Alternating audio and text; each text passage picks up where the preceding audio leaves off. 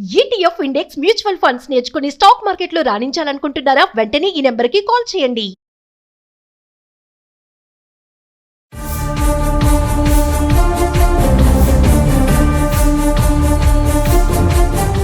నమస్తే, welcome back to Suman TV. Present మనతో పాటు ఉన్నారు మేనేజ్మెంట్ కన్సల్టెంట్ సంపత్ సముద్రాల గారు. నమస్తే సార్. సార్, మనం యుఎస్ఏ వీడియోస్, ట్రంప్ తీసుకున్న డెసిషన్స్ పైన చాలా వీడియోలు మాట్లాడుకున్నాం గతంలో.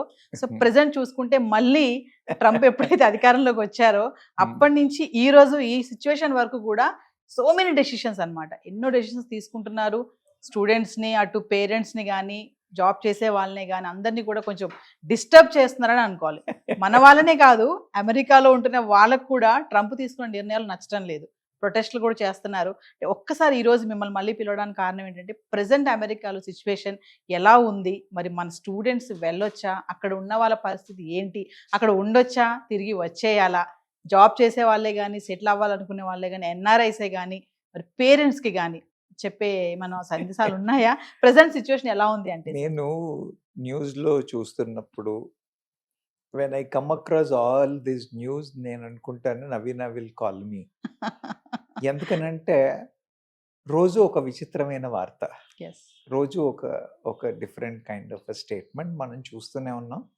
విచిత్రంగా సాగుతోంది. We are looking at it. కాబట్టి this is an important point. ఈ టైంలో డిస్కస్ చేయాల్సిన సబ్జెక్టే. అందుకనే మీరు చెప్పగానే నేను ఓకే అని అన్నాను. చాలా చేంజెస్ ఉన్నాయి, చాలా ఇష్యూస్ ఉన్నాయి, కానీ ఏమీ చేంజెస్ లేవమ్మా.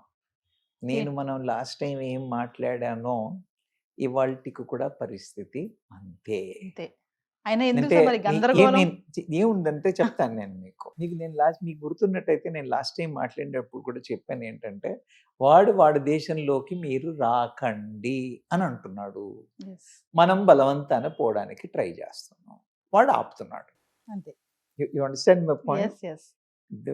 ట్రంప్ అంటున్నాం. What is Trump doing? Trump మీరు నాకొద్దు, నేను మా దేశస్తులకే ఉద్యోగాలు కల్పించుకుంటాను, మీరు రామాకండి అని అడుగోడ పెడితే మనం ఎవరు వినిపించుకోవట్లేదు. వినిపించుకోకపోతే ఏం చేయాలి? రోజు ఒక కొత్త ఎవెన్యూ వెతుక్కుంటున్నాడు. How can I stop this people from coming here? అంటే మరి ఏంటి, వాళ్ళకున్న పద్ధతి వీసా ప్రకారంగా అన్ని ఎలిజిబిలిటీ ఉంటే వాడు క్లియరెన్స్ ఇవ్వాలి. కాబట్టి ఇప్పుడు ఏం చేయాలి? వాడి ప్రాసెస్నే మార్చాలి. సో అన్ని విధాల ఎలాంటి వాళ్ళు వస్తున్నారు? అయితే స్టూడెంట్గా ఎంటర్ అవుతారు, అయితే ప్యారలల్ ఎంప్లాయ్మెంట్ L1లతో వీటితో వస్తారు, లేదా H1 ద్వారా వస్తారు. ఇలా రకరకాలుగా దేశంలోకి ఎంటర్ అవుతూ ఉంటే ప్రతి ఒక్కళ్ళని అడ్డుకోవడానికి he has to come out with policies. అందుకని what is he doing? He's coming out. వీణెల ఆపాలి. అన్నింటికి చెక్ పాయింట్స్ పెట్టుకుంటూ వెళుతున్నాడు. You understand my point? వాళ్ళు ఇంత చేసిన తర్వాత కూడా మనం ఇంకా మారట్లేదు. మీరు అన్నారు నన్ను, సార్ ఏమంటారు, వాడిని వెళ్ళొచ్చు అంటారా? ఎందుకు వెళ్ళాలమ్మా? ఎందుకు వెళ్ళాలి అంటే, ప్రతి ఒక్కరికి డ్రీమ్. ఏంటి డ్రీమ్? అమెరికా. ఏంటి డ్రీమ్?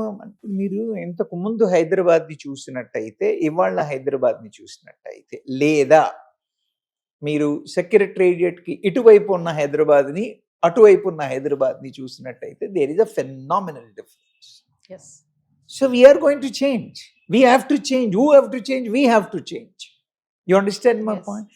అలాంటి మార్పు కలిగినప్పుడు అంటే ఏమన్నానంటే, డాలర్ డ్రీమ్స్, యుఎస్ డ్రీమ్స్ అని కాకుండా ఇండియా డ్రీమ్స్ అనే వాతావరణాన్ని మనం కల్పించగలగాలి. ప్రభుత్వాలు కానీ, వ్యవస్థలు కానీ, పొలిటీషియన్స్ కానీ, పారిశ్రామికవేత్తలు కానీ అందరూ ఏంటి చేయాల్సింది అని అంటే, డాలర్ డ్రీమ్స్ బదులు రూపీ డ్రీమ్స్కి రావాలి. మన దేశాన్ని, మన వాతావరణాన్ని చూసి. అవును కదా, ఇప్పుడు యుఎస్లో 4 ఏళ్ళు ఉండొచ్చిన వాళ్ళు మళ్ళీ ఇండియాకి వచ్చిన తర్వాత హైదరాబాద్ చాలా మారిపోయింది, మేము ఇలా ఉన్నాం అనుకోలేదు అని అంటున్నారా? అనలేదా? So we have to build that kind of environment, opportunities and things like. కొంచెం కష్టమే, వీఆర్ థిక్లీ పాపులేటెడ్ కంట్రీ కాబట్టి కొంచెం కష్టమే, అంత సాధారణమైన విషయం కాదు, కానీ అది అవసరం. అంటే మీరు అడిగిన మొదటి ప్రశ్నకి ఏం చెప్తున్నాను నేను, వెళ్ళడానికి ప్రయత్నించాలా వద్దా? నేనైతే వద్దు అని లాస్ట్ టైం కూడా చెప్పాను, ఇప్పటికీ కూడా వద్దనే చెప్తున్నాను. ఒకవేళ వద్దు అని చెప్పిన తర్వాత కూడా ప్రయత్నం చేసి వెళ్ళే వాళ్ళు వెళితే అందులో 30% మందిని వాళ్ళు వాపస్ పంపించేస్తున్నారు. ఎక్కడ? వీసాల దగ్గరే. అక్కడే మీరు రీసెంట్ గా చూసినట్టయితే స్టూడెంట్ వీసాలో 4,000 రిజెక్ట్ అయితే అందులో 50% visas rejected are from India. You understand my point? మన వీసాలు, మన స్టూడెంట్ వీసాలే ఎక్కువ రిజెక్ట్ అవుతా ఉన్నాయి, మనకి రిజెక్షన్స్ అవుతా ఉన్నాయి. అంటే ఏంటి? వాళ్ళు మనని రానివ్వట్లేదు, అడ్డుగోడ పెట్టారు. ఎప్పుడైతే అడ్డుగోడ పెట్టాడు అని మనకి తెలిసిన తర్వాత మళ్ళీ మనం ఎందుకు అటువైపు చూస్తున్నాం? ఈ విషయాన్ని చాలా విపరీతంగా ఎడ్యుకేట్ చేయాల్సిన అవసరం ప్రభుత్వానికి ఉంది, సంఘ సంస్కర్తలకి ఉంది, మీడియాకి ఉంది. ఎందుకు వెళ్ళకూడదు, ఎందుకు మనం ఇక్కడే ఉండాలి అనే దాని మీద మేరా భారత్ మహాన్ అన్నాడు, తర్వాత మేడ్ ఇన్ ఇండియా అన్నాడు. ఇలాంటి స్లోగన్సే కానీ, ఇలాంటి క్యాంపెయిన్సే కానీ అండి ఇంకా చాలా ఎక్కువ రావాలి. వచ్చి ఈ మూమెంట్ తగ్గించారు. ఏంటి సార్ ఇలా చెప్తున్నారు మీరు? అదే నేను ఒక క్వశ్చన్ అడుగుతాను సార్. చెప్పండి. అంటే మన వాళ్ళు ఇక్కడ ఉన్న దారులు వెతుక్కోకుండా బయట దేశాలకు వెళ్తున్నారని అంటున్నారా? కదా మరి నేనేమన్నాను, అది ఈజీ వే అనుకుంటున్నారు. మీరు అక్కడికి వెళ్తే ఏంటంటే పాపులేషన్ తక్కువ ఉంది, చాలా హైజీన్ ఉంది, చాలా డబ్బులు ఉన్నాయి అనేదో మాట్లాడుకుని వెళ్తున్నారు. కానీ వాడు అక్కడేంటి, వాళ్ళకు ఉద్యోగాలు ఇవ్వలేకపోతున్నాడు. మీరు ఉద్యోగాలకు వస్తే వాళ్ళకి ఉద్యోగాలు వాళ్ళకి ఇవ్వలేకపోతున్నారు కాబట్టి వాళ్ళు మీరు మాకు వద్దు మొర్రో అంటున్నారు. అంటే అక్కడ పరిస్థితులు కూడా దారుణంగా ఉన్నాయనే కదా, అవునా కాదా? వాళ్ళ పరిస్థితులు అక్కడ కంట్రీ పీపుల్కి దారుణంగా ఉండడమే కాదమ్మా. మీరు ఒకవేళ చూసినట్టయితే ఇవాళ మన పిల్లలందరూ అక్కడికి వెళ్ళిన వాళ్ళు కూడా ఎంత స్ట్రగుల్ అవుతున్నారు అనేది మీరు చూసినట్టయితే, బికాజ్ వెళ్ళడం స్టూడెంట్స్గా వెళ్తున్నారు, వెళ్ళిన తర్వాత మరి అది H1 గా కన్వర్ట్ అవుతోందా? అవట్లేదు. మరి H1 గా కన్వర్ట్ కానప్పుడు ఎన్ని రోజులు ఉంటాడు? ఓపీటీ ఉన్నంత వరకు 3 నెలల ఎక్స్టెన్షన్ ఏదో టైమింగ్ ఉన్నంత వరకు మేనేజ్ చేసుకున్నాం. ఆ తర్వాత ఏంటి? రావాల్సిందే. వస్తున్నారా? రావట్లేదు. అంటే లీగల్ ఇమ్మిగ్రెంట్సా కాదా? అలాంటప్పుడు కావాల్సిన సరైన ఉద్యోగం దొరుకుద్దా? దొరకదు.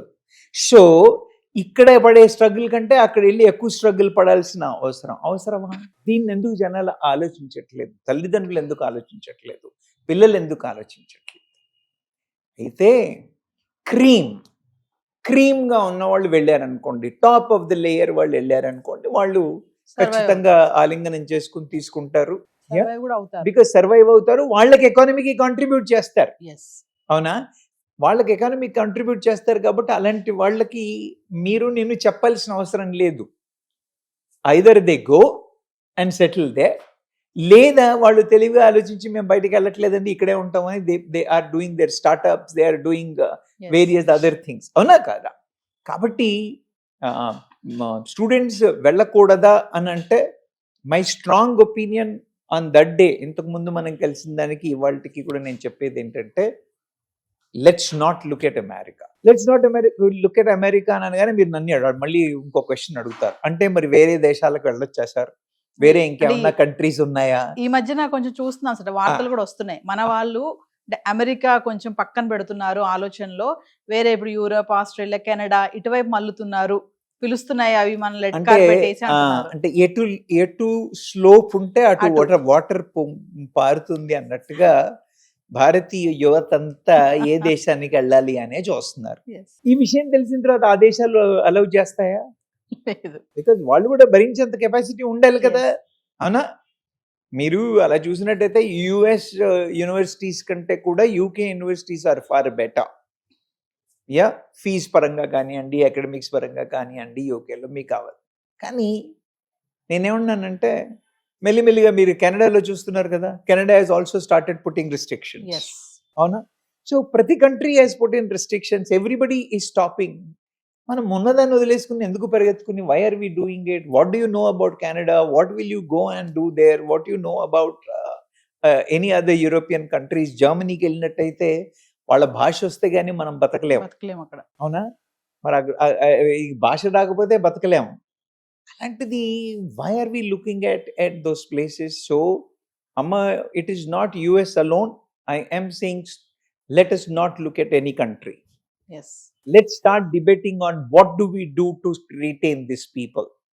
What needs to be done. Yeah. So ఎటువైపు మనం మళ్ళాలి, మనం ఏంటి ఆలోచించాలి అనేది ఇంపార్టెంట్. సో మీరు నన్ను ఎన్నిసార్లు అడిగినప్పటికీ కూడా లాజికల్గా విత్ డేటా నేను చెప్తాను, వెళ్ళడానికి చూడమాకండి. అంటే ట్రంప్ తీసుకునే నిర్ణయాలు ఏవైతే ఉంటున్నాయో వేరే దేశాల పైన కూడా ఈ ఇంపాక్ట్ పడుతుందని అంటున్నారు మీరు. ఖచ్చితంగా అమ్మా. అంటే ఇక్కడ వీసా రెస్ట్రిక్షన్ చేస్తున్నాడు. Everywhere it will be. Yes. Everywhere it is. Canada already restrictions పెట్టేసింది. అవును. ఇది మీకు ఈవెన్ యూరోపియన్ కంట్రీస్లో అన్నింటిలో కూడా చాలా మటుకు దోస్ రిస్ట్రిక్షన్స్ ఆర్ దేర్. రిస్ట్రిక్షన్లు ఎలా కాకపోయినా with other conditions of what you call either visa conditions కానివ్వండి, ఐదర్ ఫీజు కానివ్వండి, ఎంప్లాయ్మెంట్ కానివ్వండి, everybody is taking the kind of a route which can minimize wrongful entries in to their country. So మరి coming to parents side మాట్లాడుకుంటే sir, లేరంటారా parents abroad education కోసం వెళ్ళాలి, నువ్వు పై చదువులకు అక్కడికి వెళ్ళి చదవాలి, ఇక్కడికి వెళ్ళి చదవాలని చెప్పే వాళ్ళు ఉంటారు కదా. అమ్మా అందుకనే కదా ఇప్పుడు సమస్య అంతా పిల్లల కంటే ఎక్కువ పేరెంట్స్దే అమ్మా. Parents need to be educated. Yes. డబ్బులు లేకపోయినా అప్పు చేసి పిల్లల్ని పంపించి వాడికి ఏం చెప్పడం, నువ్వు అక్కడికి వెళ్తే సంపాదిస్తావు, సంపాదించి నువ్వు లోన్ క్లియర్ చేస్తావు అన్న నెపం మీద వాడిని అక్కడ పంపిస్తున్నావు. అక్కడ పంపించిన తర్వాత ఏమవుతుంది, ఇప్పుడు ఫర్ ఎగ్జాంపుల్ మీరు యుఎస్లో చూసినట్టయితే H1B మీద ఉన్న రిస్ట్రిక్షన్స్ చూడండి. ఎస్. H1B మీద విపరీతమైన రిస్ట్రిక్షన్స్ వచ్చాయి. స్టూడెంట్స్కి ఇంతకు ముందు స్టూడెంట్స్కి ఎలా ఉండేది అని అంటే, నువ్వు స్టేటస్ డ్యూరేషన్ అని అనేవాళ్ళు. స్టేటస్ డ్యూరేషన్ అంటే నువ్వు స్టూడెంట్గా ఉన్నన్నాళ్ళు స్టూడెంట్గా ఉన్నా, అంటే పిహెచ్డి స్టూడెంట్ 5 ఏళ్ళకి వెళ్ళాడు, ఇంకో కోర్సు ఇలా ఉంటే వాడికి ఉండేది. ఇప్పుడు అలా కాదు. They are putting a restriction. నువ్వు అది అయిపోయిందంటే మళ్ళీ అప్లై చేయాలి, మళ్ళీ అప్రూవల్ తెచ్చుకోవాలి, మళ్ళీ క్లియరెన్స్ తెచ్చుకోవాలి, మళ్ళీ డాక్యుమెంట్స్ అన్నీ పెట్టుకోవాలి. All these things are coming in to picture.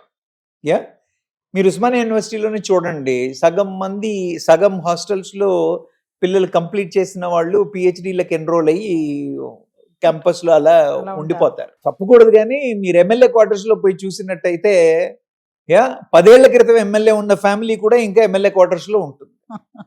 ఇది మన వ్యవస్థ, ఇది మన తత్వం. అలా ఈ పిల్లలందరూ కూడా అక్కడ వెళ్ళి అలా ఉండండి ఇచ్చేస్తే it is not going to work. They are bound to come back. Sir, why are you saying they are bound to come back అంటే రోజు రోజుకి రిస్ట్రిక్షన్స్ పెరుగుతూ ఉన్నాయి. అవునా? ప్రతి వాడు వెళ్ళిన వాడు గ్రీన్ కార్డ్ కావాలి అని అంటే ముందు ఆ ఫుల్ఫిల్ అవ్వాలి. ఫస్ట్ థింగ్, వాళ్ళ ప్రాసెసింగ్ విపరీతమైన డీలేస్ వల్ల ఒకటి అవ్వట్లేదు. రెండవది, ఇప్పుడు కండిషన్స్ ఈ టైంలో ఇంతలో డాక్యుమెంట్ ఫుల్ఫిల్ చేయాలి, ప్రజెంట్ చేయాలి, ప్రతిసారి క్లియర్ డాక్యుమెంట్స్ ఉండాలి అన్న మన డాక్యుమెంటేషన్ సరిగ్గా చూసుకోక, with all these everybody is turning out to be an illegal immigrant. Once this illegal thing increases, they are bound to throw them out. You understand my point? Andukani parents should not push them. You got my point? Yes. Parents merit మీద వాడు వెళ్ళి అది వేరే విషయం. అలా కాదండి, పిల్లలకి merit లేకపోతే యూనివర్సిటీలో సీట్లు ఎలా వస్తున్నాయి, పిల్లలు ఎలా యూఎస్కి వెళ్తున్నారు సార్? యూఎస్కి వెళ్తున్నారంటే వాళ్ళు మెరిట్లో ఉన్న వాళ్ళే కదా. అవును, కరెక్టే. యుఎస్ పాలసీస్కి, గవర్నమెంట్కి, యూనివర్సిటీస్కి సంబంధం లేదు. అవునా? యూనివర్సిటీలన్నీ ప్రైవేట్ యూనివర్సిటీలు. ప్రైవేట్ యూనివర్సిటీ వీటికి ఏం కావాలి? డబ్బులు కావాలి. అవునా? కాబట్టి వాడేదో సెలక్షన్ ప్రాసెస్ పెడతాడు, ఏదో పెట్టి ఇచ్చేసి ఇప్పుడు మన దగ్గర మేనేజ్మెంట్ కోటా సీట్లు ఉన్నట్టుగా. సో దెన్ ఈ విల్ టేక్ దెమ్. అలాంటప్పుడు డబ్బులు ఎక్కువ కావాలంటే బ్యాంక్ లోన్లు కావాలి. మన బ్యాంక్ వ్యవస్థ ఎలా ఉంది? వాళ్ళకి వ్యాపారం కావాలి. మరి బ్యాంక్ వ్యవస్థే పాడు చేస్తోంది. మన బ్యాంకులకు లోన్ల కోసం ఇచ్చేసాము, పంపించేసేస్తాము అని. అందుకని పేరెంట్స్ చాలా జాగ్రత్తగా ఈ విషయంలో హౌ ఈజ్ ఈ going to manage, how it is going to happen అనే విషయంలో జాగ్రత్తగా ఉండాలి. రెండవది, రెస్ట్రిక్షన్స్ వస్తున్నాయి, వీసాలు రిజెక్ట్ అవుతున్నాయి అన్న. ఇలా ఇంత పంపించినా వీసాలు రిజెక్ట్ అవుతున్నాయి. ఎందుకు వీసాలు రిజెక్ట్ అవుతున్నాయి? సింపుల్ రీజన్ల మీద పంపించేస్తున్నారు. ఇంతకు ముందు ఒక ప్రశ్న అడిగి ఒక సింపుల్ బేసిక్ సమాధానం చెప్తే యు ఆర్ ఇన్ అనేవాళ్ళు. ఇవాళ వాడు నా పేరు అని చెప్పకముందే యు ఆర్ అవుట్ అంటున్నారు. వై? బికాజ్ వాళ్ళు కూడా నిన్ను వాళ్ళ కంట్రీలోకి అలౌ చేస్తే నువ్వు మళ్ళీ నీ కోర్స్ కంప్లీట్ చేసి వాపస్ వస్తావా అన్న నమ్మకం వాళ్ళకి కలగట్లేదు. ఎలాంటప్పుడు కలుగుతుంది? వాడికి ఒక పెద్ద వ్యాపారం, ఆస్తుపాస్తులో, అవునా, విపరీతమైన ఆస్తులు ఉన్నవాడు, విపరీతమైన వ్యాపారాలు ఉన్నవాడు, ఫ్యామిలీ బిజినెస్లు ఉన్నవాడు, బ్యాక్గ్రౌండ్లో ఉన్నవాడు, వాడు ఎందుకు ఉంటాడు యుఎస్లో? మళ్ళీ హీ విల్ కమ్ బ్యాక్ అన్న నమ్మకం ఉన్నవాడికి స్టాంప్ వేస్తాడు. అవునా కదా? మిడిల్ క్లాసు, మా నాన్న ఉద్యోగం చేస్తున్నాడు, మా అమ్మ హౌస్ వైఫ్, నేను I will come back and take care of them అని అంటే నమ్ముతాడా? అవునా కదా? సో రిజెక్షన్స్ అవ్వడానికి కారణాలు ఇలాంటివి. That is another reason what parents should look into. Why rejections are happening అంటే, no, we are not bound to go with, that is not the area అనే realization parents కి రావాలి. Yes. Yeah, parents should have that kind of a clarity. తర్వాత loans ఇచ్చే banks కూడా, వాళ్ళు అక్కడికి వెళ్ళి చదివి చేసి ఇస్తాడు అనేది కాకుండా, వాళ్ళు ఇచ్చే లోన్కి 3 4 ప్రాపర్టీలు ఇండియాలో ఉండి ఆ గ్యారంటీలు, no doubt they will take care of that. కానీ నేనేమంటున్నాను, వాడుకున్న ఒక ప్రాపర్టీ అని నీ గ్యారంటీ పెడితే వాడు ఆ ఇల్లు అమ్ముకొని రోడ్డు మీద ఉంటాడా? So you need to evaluate that. You got my point. వాళ్ళ సస్టెనెన్స్ బియాండ్ మీ దగ్గర వాళ్ళ ప్రాపర్టీలు ఉన్నాయి అని అంటే లోన్ ఇవ్వడంలో అర్థం ఉంది. కానీ వాడు ఉన్న ఇంటిని మార్టిగేజ్ చేసి వస్తాడు, నీకు మార్టిగేజ్ కట్టేస్తే వాడు పోయి రోడ్డు మీద ఉంటాడా? So it is not a viable thing. We are not thinking about it. So this is what parents should think about. మీరు మాట్లాడిన చేంజెస్ వచ్చినప్పుడు ఏంటి సార్ చేంజెస్ వచ్చాయి అని అంటే, ఫస్ట్ వాడు ఏమన్నాడు, H1B అని అనగానే $1,00,000 అన్నాడు. దీనివల్ల ఏం చేశాడు? కంపెనీలు వాళ్ళందరూ ఈ $1,00,000 మన వాళ్ళు కట్టరు. ఎవరు కట్టాలి? ఎంప్లాయర్ కట్టాలి. ఎందుకు కడతాడు? అవునా కదా? ఎందుకు కడతాడు?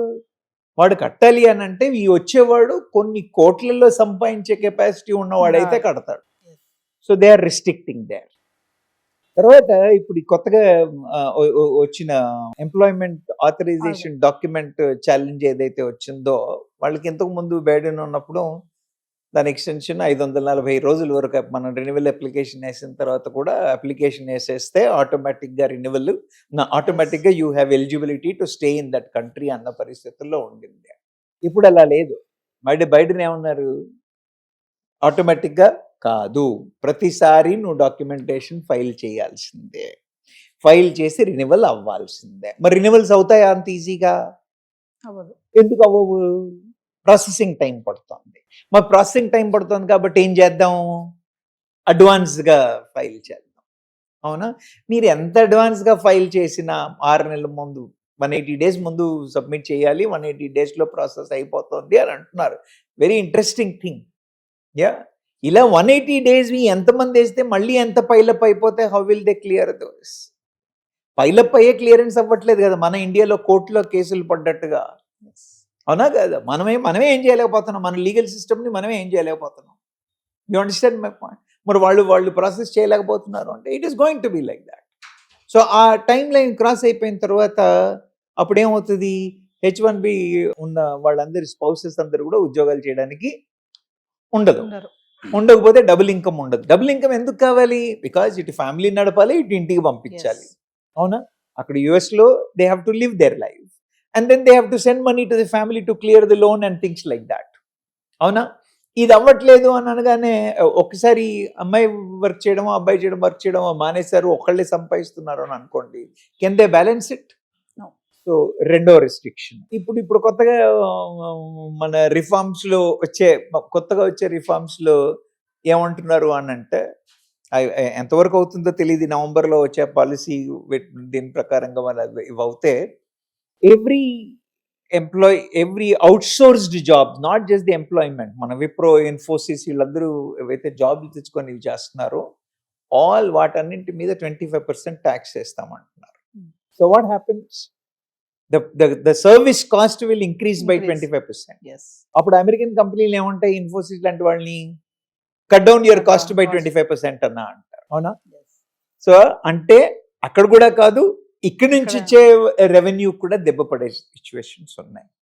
కాబట్టి there are very difficult conditions. అంటే స్టూడెంట్స్కి ప్రాబ్లమ్స్ ఉన్నాయి, ఎంప్లాయీస్కి ప్రాబ్లమ్స్ ఉన్నాయి, ఎంప్లాయీ డిపెండెంట్స్కి ప్రాబ్లమ్స్ ఉన్నాయి. డిపెండెంట్స్ అంటే స్పౌసెస్ అయి ఉండొచ్చు, ఈవెన్ చిల్డ్రన్ అయి ఉండొచ్చు. వాళ్ళకున్న ఈ రెన్యువల్ డాక్యుమెంటేషన్ ప్రాసెస్లో వాళ్ళకి 14 ఏళ్ళు దాటాయి అనుకోండి, వాళ్ళ ఎలిజిబిలిటీ ఇష్యూస్ వస్తూ ఉన్నాయి.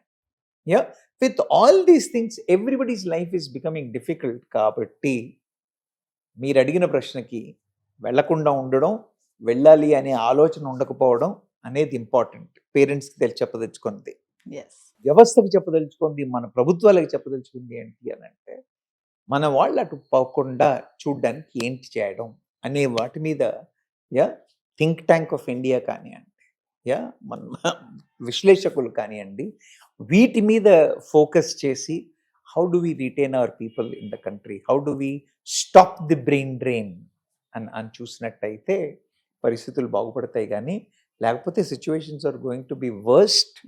మీరు మళ్ళీ మళ్ళీ నన్ను పిలుస్తూనే ఉంటారు, నేను మళ్ళీ మళ్ళీ వచ్చి ఇవే మాటలు చెప్పాల్సి వస్తుంది. ఎందుకనంటే ఇవాళ ఉన్న పరిస్థితికి ఇంకా గడ్డు కాలం వస్తుంది. మీరు లాస్ట్ టైం మనం మాట్లాడినప్పటికీ $1,00,000 స్టోరీ లేదు, ఈఏడి రిస్ట్రిక్షన్స్ లేవు, అవునా కదా? తర్వాత ఇంత వీసా రిజెక్షన్ పర్సంటేజ్ లేదు. ఇంతకుముందు 31% రిజెక్షన్, ఇప్పుడు 50% రిజెక్షన్ దాకా వచ్చేస్తుంది.